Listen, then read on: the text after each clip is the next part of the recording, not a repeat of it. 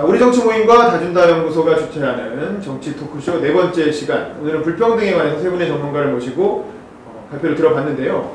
자, 이와 관련해서 몇 가지 질문들을 한번 짚어보도록 하겠습니다. 먼저 세 분에게 공통적으로 드리고 싶은 질문인데, 세 분 다 1대 99가 아니라 10대 90의 불평등 구도가 중요하다. 뭐 이 포인트를 많이 지적을 해주셨어요.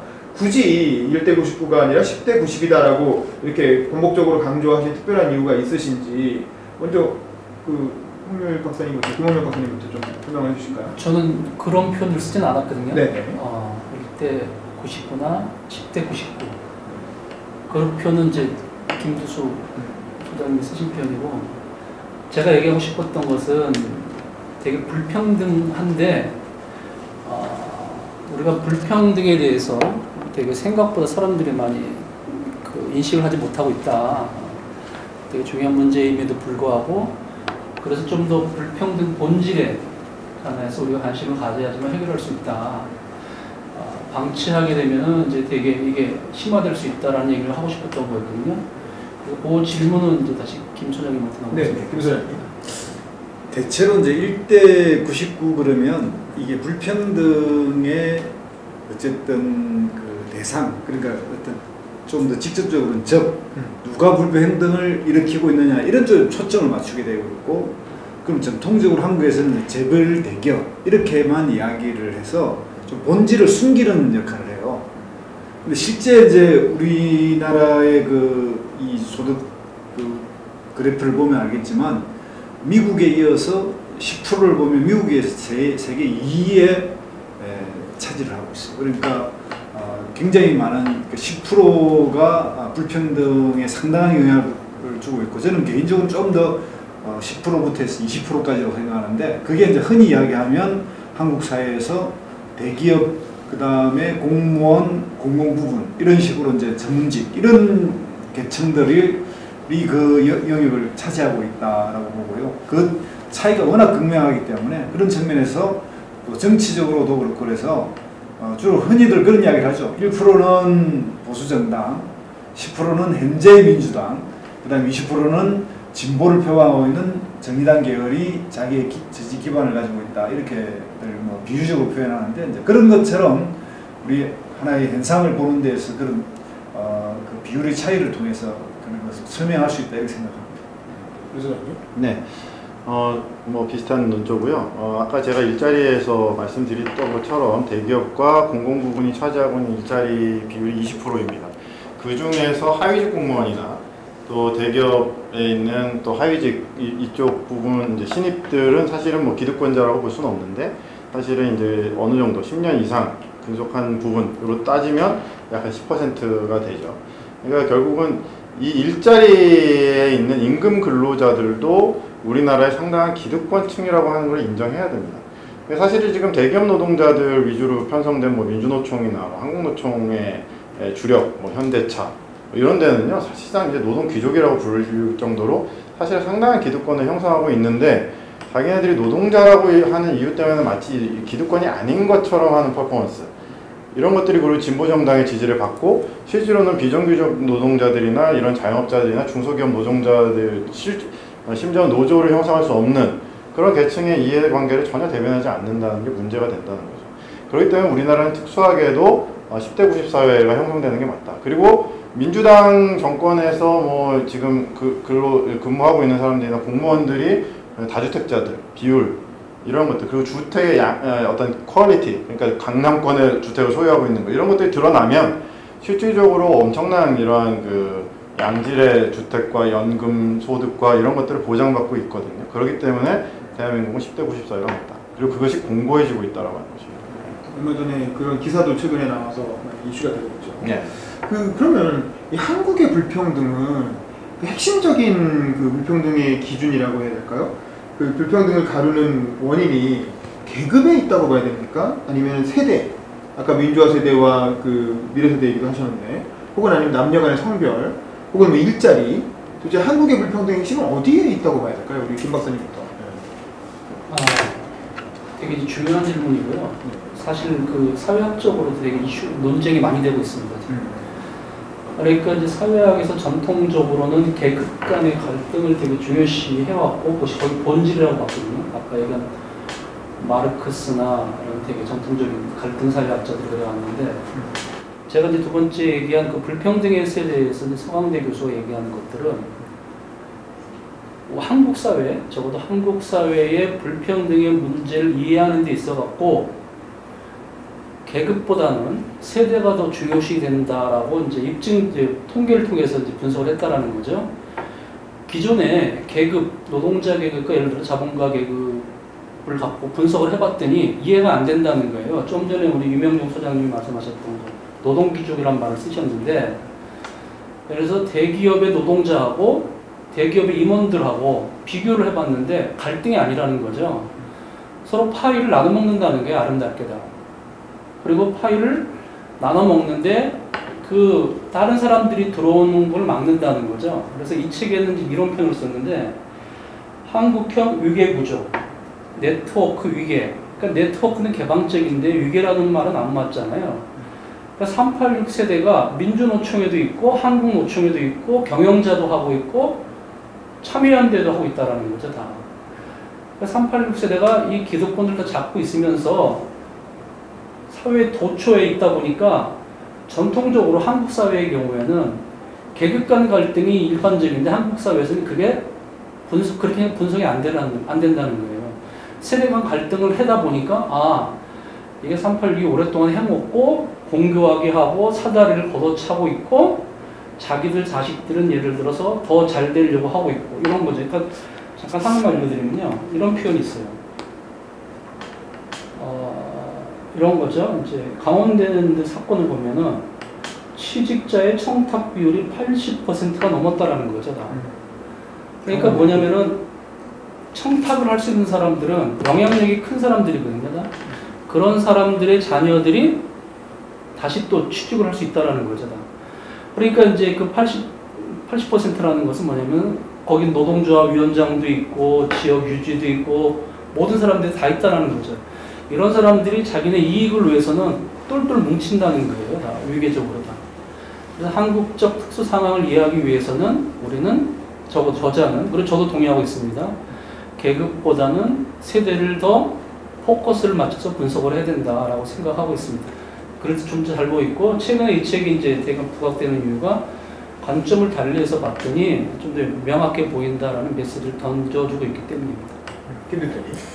저는 어쨌든 뭐 김홍열 박사께서 말씀하신 그 내용이 어쨌든 현상은 세대로 가 있죠. 그분들이 이제 50대가 주류니까요. 그래서 이제 그렇게 해석할 수 있는데 저는 여전히 이 계급적 분석 자체가 유효하다고 생각하는 쪽에 있습니다. 그러니까 그 계급적 분석이라는 게 이제 그 자본과 노동만으로 이렇게 분석할 수 없는 좀 더 복잡하긴 한데 이제 그것을 기본으로 하고 그 행태에서 이제 나이들이 올라가니까 세대적 부분으로 나타난다.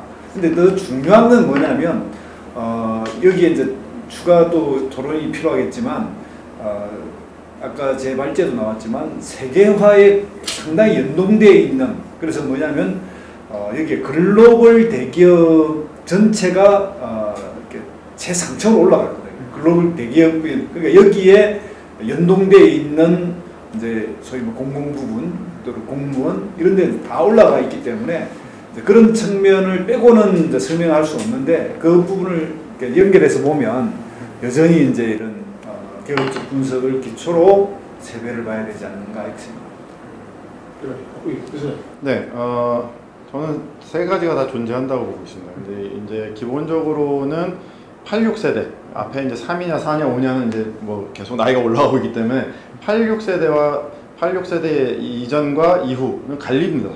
그게 왜 언제 갈리냐면 IMF로 갈리게 돼 있어요. 저희는 이제 IMF 세대거든요. 97세대. 그래서 86세대와 97세대 이후는 확실하게 갈립니다. 그거는 대한민국의 특수성인데 IMF 때문에 획기적으로 갈렸다 이렇게 보시면 되고 두 번째는 계층은 여전히 존재한다. 대기업 패밀리가 있습니다. 옛날에 그 재벌 가맥이라고 해서요. 서울경제신문에서 책 낸 게 있어요. 정말 광범위하게 형성되어 있습니다. 정말.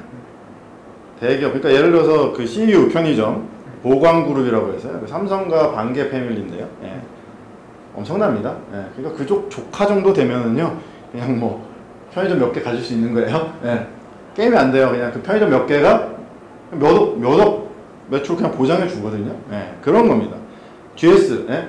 그러니까 뭐 이런 거, GS 그룹, LG와 갈라진 GS 그룹의 GS 리테일의 반개의 GS 편의점, 뭐 이런 것들이 대한민국에 거의 모든 걸 다 장악하고 CJ 뭐 이렇게 해서 그쪽 계급은요 그냥 조용히 기득권을 누리고 있는 0.1%의 그룹입니다. 존재하죠. 그리고 과거 엘리트 그룹이 있습니다. 그러니까 50년대, 60년대 엘리트 그룹들이 형성해 놓은 판검사 그룹, 서울대, 연고대 이런 주요 대학들의 엘리트 그룹들이 결혼과 또 강남 개발 사이에서 나타난 이런 것들. 그래서 그런 것들에 대한 기득권은 여전히 존재하고 있고 성공한 스타트업, 성공한 종교 권력들이 카르텔을 형성하고 있으면서 그것들이 보수 언론과 연대해가지고 공고한 기득권 세력을 형성하고 있는 건 사실입니다. 그것도 실체하는 것이다. 젊은 세대에서 나타나고 있는 요새 그 젠더 갈등. 그러니까 이거는 이제 30대 이하에서 주로, 40대 이하에서 주로 형성하고 있는 젠더 갈등은 존재하는데 누가 세냐면요. 여성이 세다는 거예요. 왜냐면 공무원들, 이제 경쟁이 강화되면서 군 인센티브가 사실 별로 없어지기 때문에 특별히 그리고 이 문과 기득권에서의 경쟁력은 여학생들이 세거든요. 공무원 시험 똑같이 남자 여자 같이 하잖아요. 여자들이 훨씬 더 셉니다. 그래서 교사들은 거의 지금 초등교사는 여성 비율이 굉장히 높아요. 70%를 올라가고 있습니다. 그렇기 때문에 여기서 겪고 있는 남성 청년들의 이 상대적 박탈감들이 있어요. 그럼 자기 선배들은 그렇지 않았는데 자기네들은 여자한테 계속 밀리고 있거든. 근데 남자한테 요구되는 것들은 또 그대로 존재하고 있단 말이에요. 사실은 이제 2030 세대 남성들은 이 두 가지 윗세대에서 남자라고 하는 부분에 대해서 요구되는 것과 현실적으로 자기네들이 안 되는 부분에 대한 이중 압박을 받고 있는 것이 현실이기 때문에 여기에서 격차도 존재하고 있다고 보고 있습니다. 그 앞으로 이런 불평등이 더 커질 거라고 다들 보시는 거잖아요. 세 번의 발표가 공이 그런 것 같은데, 그래서 이제 앞으로 4차 산업혁명 시대가 오고 이른바 뉴 노멀이라고 하는 그 시대가 펼쳐졌을 때 불평등이 지금보다도 더 확대될 걸로 다들 보고 계시는 것 같은데, 그럼 그 뉴 노멀 시대의 불평등은 도대체 뭘 기준으로 지금처럼 그냥 그대로 세대가 그대로 가는 건지, 아니면 새로운 다른 기술 요인이라든가 다른 게 있다고 보시는 건지, 우리 임 박사님부터 어떻게 생각하세요? 그 이제 4차 산업혁명 시대 새로운 기술이 도입되면은 어쨌든 간에 기존 질서랑은 다르니까 분명히 문제는 생깁니다. 역사적으로 다 아시겠지만 이제 산업혁명 초창기 러다이트 운동, 계급 파괴 운동이 분명히 있었죠. 대형 기계가 들어오니까 되게 많이 수공업을 하던 사람들의 일자리가 없어진 건 분명히 있어요. 그거는 있었고, 우리나라에서도 버스 안내양 다 없어졌죠, 다 이제나. 그리고 미국의 1920년대 이제 가로등을 사람이 다 껐어요. 근데 전부 다 없어졌잖아. 되게 많은 사람들이 필요했었거든요.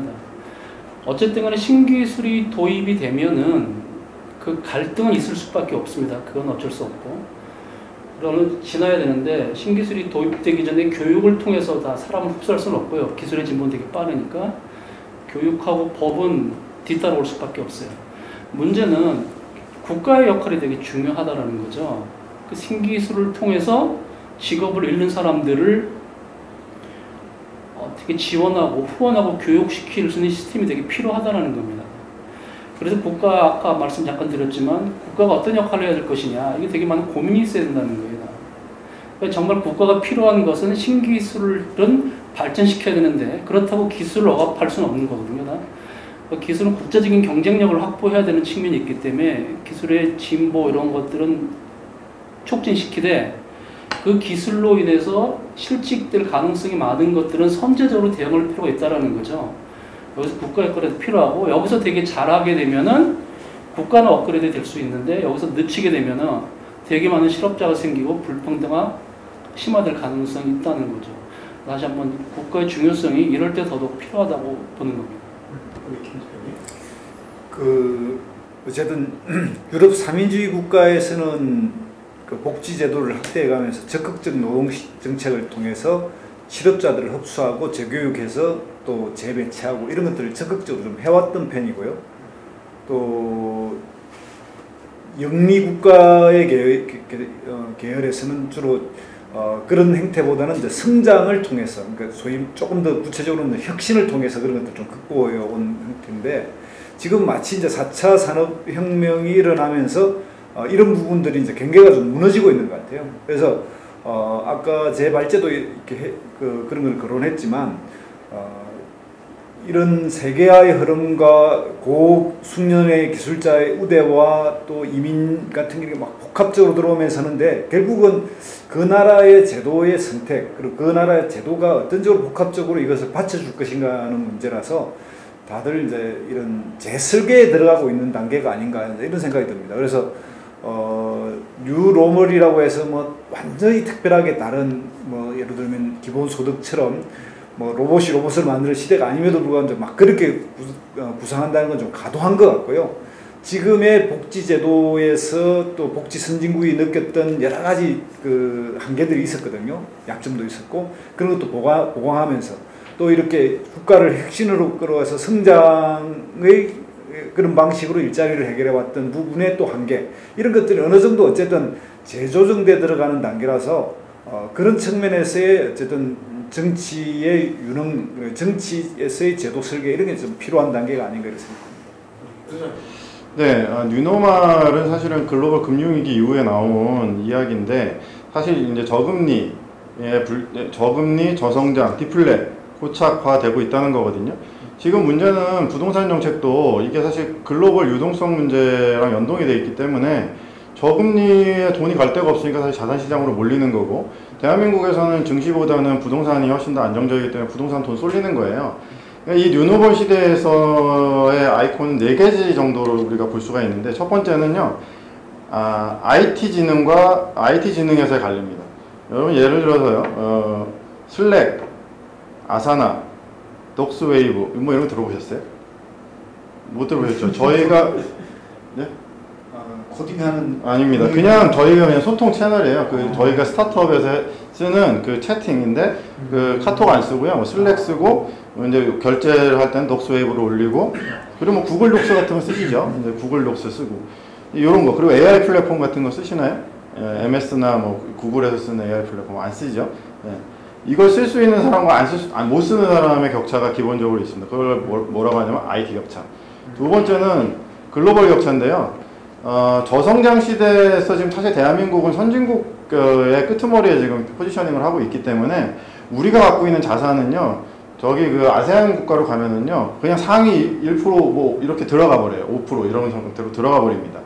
그렇기 때문에 결국은 저성장 시대에서 결국은 이제 그것이 고착화된 선진국 그룹은 성장률이 높은 아세안, 인도, 아프리카 시장으로 갈 수밖에 없어요. 그쪽에 비즈니스를 할 수 있는 사람과 국내용으로 갈립니다. 그래서 글로벌 감성이 있는 사람과 없는 사람으로 앞으로 갈릴 거고요. 그리고 저성장 시대, 뉴노멀 시대에서의 가장 큰 문제는, 이 저성장 시대에서는 정부 개입이 필수예요. 그러니까 결국 계속 뉴딜 정책을 계속 얘기하는 것은 정부 외에는 성장 동력을 끌어일으킬 수 있는 동력이 없어요. 기업이나 가게, 불가능하다는 얘기거든요. 그러면 결국 누가 힘이 세지냐면 정부 힘이 계속 세지는 겁니다. 그렇기 때문에 공공부분의 언저리에 있는 사람은 혜택을 보는 것이고, 공공부분 언저리로부터 벗어난 민간 영역에만 고립된 사람은 문제가 될 것이다. 그리고 마지막으로는 금융입니다. 글로벌한 굉장히 복잡한 파생 금융 상품까지, 주식시장, 환율 뭐 이런 것까지 전부 다 이해할 수 있는 금융 지식이 높은 그룹과 금융 지식이 없는, 그냥 예적금 들어가지고 뭐 집 사겠다는 당연히 단순한 말상, 심지어는 모 장관은 부동산과 금융은 별개다, 뭐 이런 말도 안 되는 이야기를 하고 있는 이런 형태의 관료 감성으로는 이 뉴노멀 시대를 극복할 수 없다, 이렇게 보고 있습니다. 그러네요. 자, 어쨌든 이런 문제를 이렇게 하네. 네? 이렇게 하고 있으면 이런 문제를 해결을 해야 되는데, 어떤 방향에서 어떻게 해결에 들어가야 되냐, 뭐 이런 질문인 거죠. 1차 분배, 시장에서 이루어지는 1차 분배가 중요하다고 생각하는 입장들이 있고, 우리 장하성 전 청와대 정책실장님, 그분이 내셨던 왜 분노해야 하는가라든가 한국 자본주의 뭐 이런 책에서 그런 얘기를 하셨죠. 1차 분배, 2차 분배보다 1차 분배가 중요하다는 얘기를 했고, 전통적인 복지론자들, 전통적인 진보주의자들은 아무래도 2차 분배, 정부가 세금으로 걷어서 복지 정책을 통해서 나눠주는 2차 분배가 중요하다고 생각했고, 전통적 진보주의자들. 그 외에 어떤 보수 쪽에서는 성장이 여전히 중요하다. 성장을 하면 자연스럽게 분배는 이루어진다. 아까 말했던 낙수 효과와 같은 여전히 성장률을 끌어올려서 혹은 세계시장에 더 깊숙이 링크돼서 세계시장으로부터 부를 끌어와서 그걸로 나누는 게 가장 불평등이 빠르게 해소되는 방법이다. 실제로 우리나라 불평등이 해소되는 건 다 그렇게 성장하던 시기였다. 뭐 이렇게 주장하는 그게 3가지 정도의 방향성이 있는 것 같아요. 어떤 방향으로 잡고 들어가야 가장 바람직하다고 보시는지. 이번에 거꾸로 유 소장님부터 먼저 질문 하나. 질문을 끝나고 마지막에 한꺼번에. 네, 유노마 시대에서 정부의 그 비중은 점점 더 커지고 있습니다. 그런데 이렇게 이분화된, 그러니까 민간 시장을 활성화시켜서 임금 격차를 줄여서 한다라고 하는 것은 불가능하다는 거죠. 중소기업이 임금을 올릴 수가 없기 때문에. 그리고 세금 걷어서 복지로 한다? 이것도 한계가 있습니다. 그렇기 때문에 결국은 유능한 유능한 정책이 뒷받침된 형태의 정부 개입, 이게 이제 저는 핵심이라고 보고 있는데요. 2차 분배 얘기하시는 거네요? 2차 분배라기보다는 유능한 정책으로 해서 약간 믹스된 거예요. 예, 그러니까 3차 정도 보시면 되겠습니다. 왜냐하면 집값을 끌어올리는 거는요, 사실은 정부가 끌어올려주는 거예요. 거기다 예를 들어서 GTX 깔아. 강남을 보시면요, 블록마다 전철이 있어요. 설릉역, 선청릉역, 올라가면 노년역, 그냥 블록 가면은 7호선, 9호선, 이거 다, 그럼 강남 집값 누가 올려준 겁니까? 정부가 다 지하철 놔줘서 올려준 거예요. 그런데 파주에 전철 라인 하나 있어요. 네. 광주에 전철 라인 3개, 2개? 그러니까 공공에서 결국은 어디에다 투자할 것이냐가 사실 정책적 판단인데, 정부는 뭔가요? 수요가 있으니까 거기로 지원을 해야 된다. 그렇지 않죠. 정부가 의도적으로 그쪽을 개발하겠다고 하면은요, 그쪽으로 수요가 쏠리게 되어 있는 것이 사실은 맞습니다. 그러니까 수요 핑계 대는 건 사실 정부가 교묘하게 강남권을 계속적으로 개발하겠다라고 하는, 그리고 수도권 의원들이 많잖아요. 국회의원 절반이 수도권인데 어떻게 지방에다가 자기 예산을, 정부 예산을 투입하겠습니까? 그러니까 이거는 국가 최고 권력자가 결단을 해가지고 이렇게 내려가야 되는 그런 부분이라고 생각을 하기 때문에 유능한 정부가 굉장히 중요하고요. 금융 파트를 최대한 활용해야 됩니다. 우리나라 대기업을 전부 다 사실적으로 지배하고 있는 거는요, 국민연금이에요. 국민연금이 거의 모든 10대 기업, 30대 기업의 거의 대주주는 전부 국민연금입니다. 심지어 이재용보다도요, 국민연금이 훨씬 더 삼성전자 주식 많이 가지고 있어요. 그러면 사실은 정부가 금융만 제대로 활용하잖아요. 그러면 상당 부분 자산 격차 해소시킬 수 있습니다. 그러니까 결국은 이 뉴노멀 시대에서의 가장 키맨은 정부가 될 것이고, 이 정부를 효과적으로 운영할 수 있는 게 사실 정치예요. 그래서 저는 김수 소장님이 중요한 정치 부분이 이 자산 격차 사회 해소에 있어서 간다라고 하는 부분에 저는 동의하고 있고, 그러기 위해서는 국민들의 정치 감성이 올라가야 된다고 보고 있습니다. 알겠습니다. 교수님.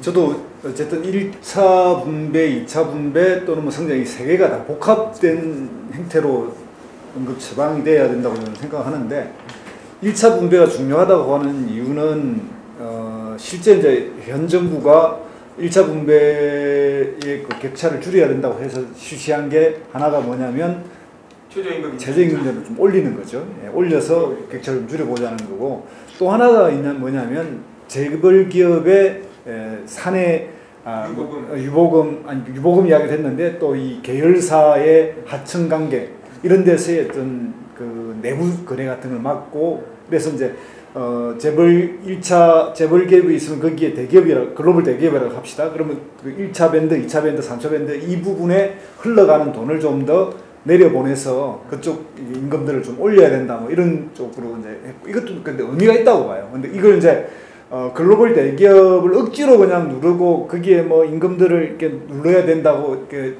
강제하기가 쉽진 않지만, 스웨덴이나 이런 유럽의 나라에 보면 이제 노동자들 스스로 연대 임금제를 해서 대기업의 임금은 못 올라가게 이렇게 하우상박 같은 거죠. 막고 밑은 올리고 이러면서 그 내에 산업적 구조 조정을 이뤘거든요. 그러니까 경쟁력 없는 산업은 도태시키면서 노동자 임금이 올라가니까. 그런데 우리나라는 연대 임금 제도라고 하는 노동자들의 어떤 그런 역사와 그런 것들 잘 안 해왔기 때문에 1차 분배가 잘 안 일어나고 있습니다. 그래서 이 부분도 어쨌든 계속 그 노사정 뭐 대화라든지 이런 게 다 그런 것들을 염두에 두고 하고 있는 거기 때문에 그걸 계속 노력해야 된다고 생각하고요. 2차 분배의 문제는 뭐냐면 계속 이제 조세 부담률인데 우리는 조세 부담률이 20%대예요. 그러니까 통상 20%대의 조세 부담률을 가지고 있는 나라는 신자유주의 국가입니다. 그 다음에 또 신자본주의 국가는 주로 30%, 그러니까 영국 뭐 이런 나라들, 영국, 프랑스 이런 나라고요. 독일도 해당되고, 그 다음에 40%를 돼가는 게 주로 북유럽 3인주의 국가들이거든요. 그러니까 그런 측면을 보면 이제 올려야 되는데 한국은 올려야 되는 이 조세 부담에 대해서 정치적으로 굉장히 저항이 셉니다. 구체적으로 이제 직접적으로 세지는 않지만 그 정책을 했을 때 이제 패배할까 하는 두려움 때문에 정세 정책을 실시하는 그 정당 그렇게 주장을 잘 못해요. 그래서 계속 뭐냐면 정세 없는 복지를 하겠다라고 하는 그 이율배반적인 이렇게 그 말을 통해서 어쨌든 뭐 조세를 좀 합리해서 계속 정세 없는 복지를 하겠다라고 박근혜 대통령도 이야기했고 문재인 대통령도 이야기했고 이런 실정이니까요. 이제 그런 측면의 애로가 있습니다. 그러나 이게 정당들이 좀 더 이념과 정책을 좀 더 분명히 한다면 이 양당제적 구조가 아니면 이게 실제 정세는 다당제에서 일어납니다. 그걸 주장해도 연정을 해서 올라갈 수 있는데, 근데 이게 양당이면 정세하는 당이 감시하는 당이 대체로 패배를 하거든요. 이제 이런 문제가 있고, 세 번째, 성장, 이 혁신이 어쨌든 일어나야 돼요. 전반적으로. 예를 들면, 뭐 기업가가 그러니까 기업가의 나라가 돼야 된다든지 이런 창의적 혁신을 통해서 어느 한 단계를 질적 비약을 일어나고 있기 때문에 국가가 이런 기업가가 되게 만들고 창업 국가가 될 수 있도록 토대를 닦고 이런 것도 다 중요하다 생각합니다. 저는 이 세 가지가 다 복합돼야 된다 이렇게 생각하는 편입니다. 우리 김 박사님. 다 얘기하셔갖고 할 얘기 없는데 짧게 얘기하자면요. 장기적으로는 이제 시장의 자율성을 확대해가는 방향이 중요하다고 보고요. 근데 지금 이제 시장의 역할이 중간에 막힐 때가 많거든요. IMF도 있고 지금 코로나도 있고. 그럴 때 국가에서 복지가 됐든 분배가 됐든 사회적 약자를 위한 적극적인 개입은 되게 강력하게 필요하다 라는 정도까지만 말씀드리고 싶습니다. 네. 알겠습니다. 그럼 지금까지 나온 질문들 중에 뭐 답변하실 건 답변하시고 뭐 없으시면 패스하셔도 되고요. 우리 김홍렬 박사님부터 종합적으로 한번 답변 듣고 말씀. 네, 그 분단이 이제 한국 사회 불평등의 중요한 원인이라고 이제 책에서 보셨다 그랬잖아요. 그렇게 생각할 수 있어요, 분명히. 왜냐하면 이제 이게 남북한 갈라지다 보니까 여러 가지로 이제 국방비 예를 들어서 이런 되게 많이 쓰죠. 그 돈으로 뭐 다른 일을 하면 훨씬 더 좋았을 텐데. 그리고 이제 뭐 2년 동안 청년들이 또 이렇게 묶여 있기도 하고, 또 그 긴장 때문에 이제 우리나라의 여러 가지 이제 리스크 같은 경우도 있고. 그래서 되게 이제 그래서 통일이 되면 예를 들어서 평화체제가 구축이 되면 훨씬 더 좋아질 거다라고 하는 그러니까 구조적 문제가 있다는 거, 그런 시각을 갖고 있는 분들 이해를 해요. 근데 이제 오늘 우리가 얘기하고 싶었던 것은 뭐냐면은 한국 사회 불평등에 대해서 얘기를 했던 거예요. 그러니까 이제 국제정책 관점에서 한국의 불평등을 얘기하면은 지금 말씀하신 분의 것도 테마가 될 거예요, 아마도. 그런데 또 다른 문제가 있고, 예를 들어서 한국이, 그러니까 80년대 그런 얘기 많이 하거든요. 이제 미국의 종속적 관계가 있다. 예를 들어서 우리의 불평등은 그래서 뭐 예를 들어서 그때 쓰는 표현으로 하면은 미제국주의의 어떤 이게 하부 구조라서 문제가 있다. 그렇게 할 수 있는데 지금 이제 그런 시대는 좀 아니기 때문에 한국 사회 불평등만을 얘기했을 때는 그때는 이제 분단 문제는 좀 다른 측면이 되는 거죠. 그래서 그런 시각이 있다는 거 동의해요. 국제 정책이나 정치학 관점에서 보면은 오늘 한 테마랑은 이제 좀 다를 수 있다라는 거죠. 오늘 다른 게가 있으면 좋을 것 같고요. 아까 이제 두 번째 말씀하셨는데 질문은 아닌데 세금에 관해서 잠깐 얘기했는데 제가 그 독일에 몇 년 살았거든요. 그때 경험을 잠깐 말씀드리고 싶은 게 뭐냐면은 독일은 모든 대학이 다 서울대학교예요. 그러니까 지역마다 대학이 하나 있거든요. 함부르크, 디셀돌프, 프랑크 다 대학이 있는데 전부 다 대학이 서울대학이에요. 무슨 얘기면 다 국립대학이고요. 대학원 박사까지 다 무료예요. 그러니까 학생들이 대학교 들어가고 싶으면은 거기서 뭐 들어갈 수 있는 시험이 있는데 그 시험을 와서 들어가면은 똑같아요. 다. 그리고 어느 대학 나왔는데 차별을 안 해요. 그러니까 나라에 돈이 그렇게 쓰이는 거예요. 다. 그러니까 학력의 차별이 없는 거죠. 다. 똑같은데. 그러니까 예를 들어서 어느 대학은 전공이 좀 더 잘한다 그런 건 있어요. 그러니까 이제 국민들이 모두 원하는 교육을 받을 수 있어요. 다. 세금이 이렇게 쓰이는 거고요. 또 하나는 제가 이제 겪었는데 의료보험 제도가 되게 잘 돼 있어요. 딱 들어가면요. 저도 이제 겪어봐서 아는데 당신이 의료보험이 돼 있느냐 안 이런 거 하나도 안 물어봐요. 3일 동안. 3일 지나고 나서 어떤 의료보험이냐, 프라이빗이냐, 퍼블릭이냐 이거 물어보거든요. 다. 그러니까 이 금리빨만 빼놓고는 전부 다 병원에서 받는 게 없어요. 다. 그러니까 사람들이 아파도 걱정을 안 해요. 다. 그러니까 이런 나라에서 세금을 내고 싶을 거 아니에요, 당연히. 내 돈이 잘 쓰인다고 생각했을 때다. 근데 아까 우리 이제 그 김수 소장님이 말씀하신 것처럼 거기는 오랜 기간에 어떤 정치적 지형에 의해서 많이 그런 것들이 도입이 된 거죠, 다. 근데 우리는 아직도 도입이 안 된 거예요, 다. 그러니까 이제 세금이 제대로 투명하게 잘 쓰인다고 한다면은, 그리고 나한테 직접적으로 혜택이 온다 그러면은 조세 저항이 아니라 조세를 찬성하게 되는 거죠, 다. 그냥 늙어서도 나라에서 책임져 주거든요. 아파도 책임져 주고 자녀 교육까지 다 책임져 준다고 한다면은. 근데 그게 못하니까 내 거랑 웅크 잡고 싶은 거예요, 다. 그 기간이 필요한 거거든요, 다. 오랫동안에 거기는 그래갖고 오르지 못하라는 거죠. 그러니까 그런 과정들이 앞으로 더 필요할 거라고 생각이 됩니다. 여기까지 하겠습니다. 네. 그 흔히들 심정적으로는 분단이 우리에게 많은 그 남한 사회의 발전을 좀 더디게 하고 오히려 굉장히 해악을 끼쳤다 이렇게 생각하는데, 실제 많은 연구 결과에 의하면 냉전적 대결 구조 그리고 서로 경쟁에서 이겨야 되기 때문에 그 냉전적 그 이겨야 되는 그 경쟁을 통해서 남한 사회 굉장히 발전했다라고 하거든요.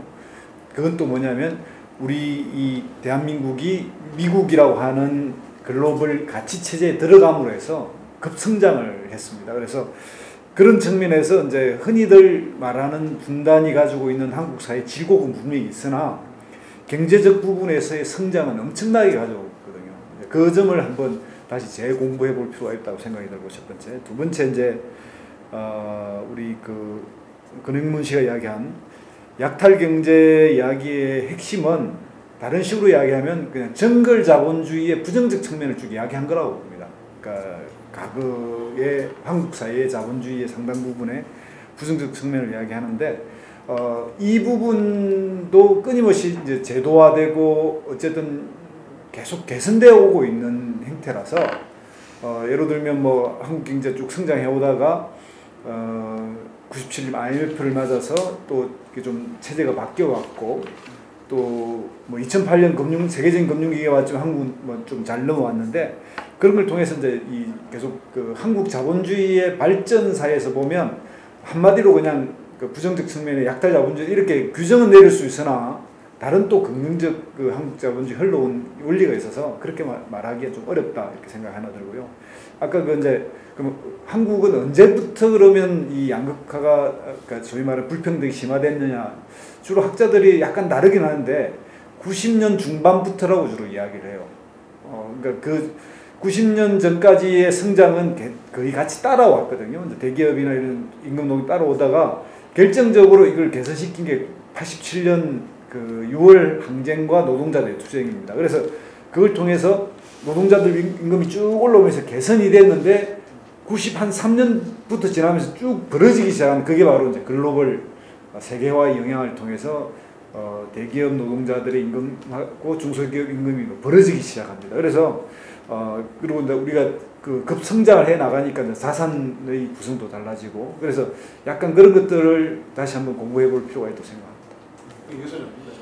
네, 약탈 경제도 이미 뉴노멀 시대에서는 작동하지 않는 것 같고요. 지금 약탈 경제보다 더 문제는 무능한 정부와 무능한 정치가 훨씬 더 문제입니다. 왜냐하면 정부 힘이 그만큼 세졌어요. 삼성 이재용 부회장을 이게 구속시킬 수 있는 나라 많지 않습니다. 우리나라는 정부 힘이 그만큼 세다는 얘기고요. 두 번째는 그 통일에 대한 그 성장 효과는 확실히 있습니다. 2014년도에 개성공단 근로자 임금이 130달러였어요. 130달러면 15만 원이거든요. 월급입니다, 월급. 그러니까 지금 2020년대로 환산하면 예를 들어서 개성공단 근로자 300달러 준다고 생각해 봅시다. 그럼 월급 30만 원 주는 거예요. 아시아 최저 수준입니다. 라오스 정도가 아마 출적할 수준입니다.